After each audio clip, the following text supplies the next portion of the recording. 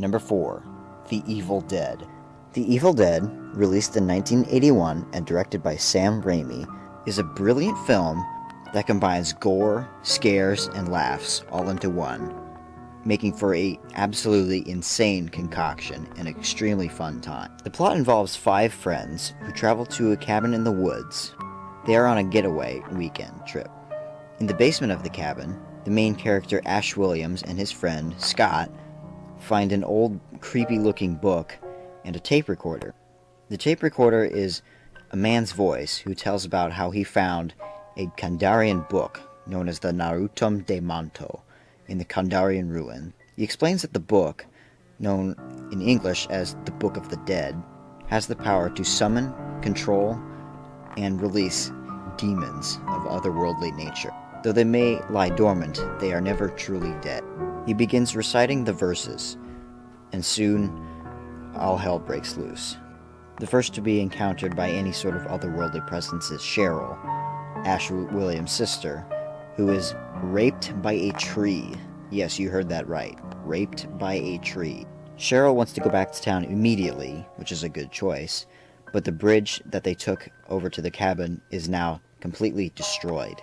There is no other way that they know of to leave the house. And so one by one, each of them is being possessed, as Ash Williams must fight his way to dawn. As this movie is rather short, there isn't a whole lot of time to build suspense. However, with the POV shot of the supposed force and the strange guttural sounds that come from it, make up for any lost time for building suspense in this movie. The gore effects in this movie are completely over the top and ridiculous. It is probably one of the goriest films ever made. People are decapitated, people get stabbed in the ankles with pencils, people get stabbed in the chest, people get thrown into fires, people get stabbed, people get cut up. It's completely crazy.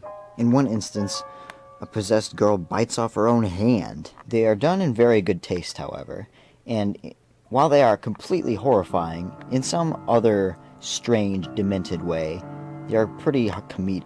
The famous character of Ash Williams isn't quite the monster hunter that we see in the sequels. However, by the end, you can tell that he's developing his insanity and his wits. The especial singing and chanting of the demons, especially Linda, who is Ash's girlfriend, is incredibly disturbing. Overall, this is one of my personal favorite horror films. It's dark, comedic, gory, and all around terrifying, and still became a major classic